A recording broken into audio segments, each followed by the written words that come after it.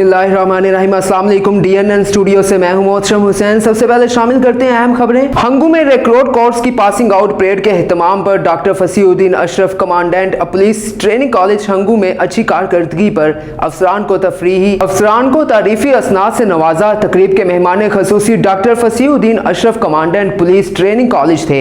Retired SP Mir Qasim Khan और retired SP Iftikharuddin समेत तमाम स्टाफ, ट्रेनीज और मुअज़्ज़िज़ीन इलाका ने कसीर तादाद में शिरकत की। Report Hashir Ahmad, DNN news Hangu.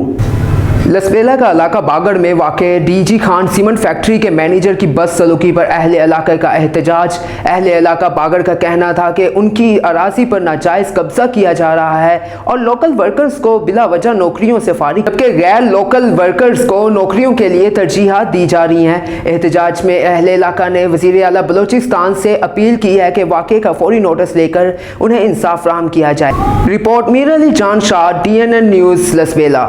काजी इस्माइल से दनियारी के ताइफ़ मोहतबानी लशारी के टकरी होरान खान लशारी के इंतकाल पर उनके बेटे टकरी महरुल्लाह खान से इजहार अफसोस किया और फातिहा खानी भी की। मोहतबानी बरादरी की जिम्मेदारी उनके साहबजादे टकरी महरुल्लाह खान को सौंपी गई। बलोची रस्म के मुताबिक दनियारी कबीले के सरबराह वडेरा रियाज हुसैन दनियारी ने अपनी बरादरी के हमरा दस्तार बंदी भी की। इस मौके पर उनका कहना था कि वो अपनी बरादरी के हर मसले को एहसन तरीके से हल करेंगे।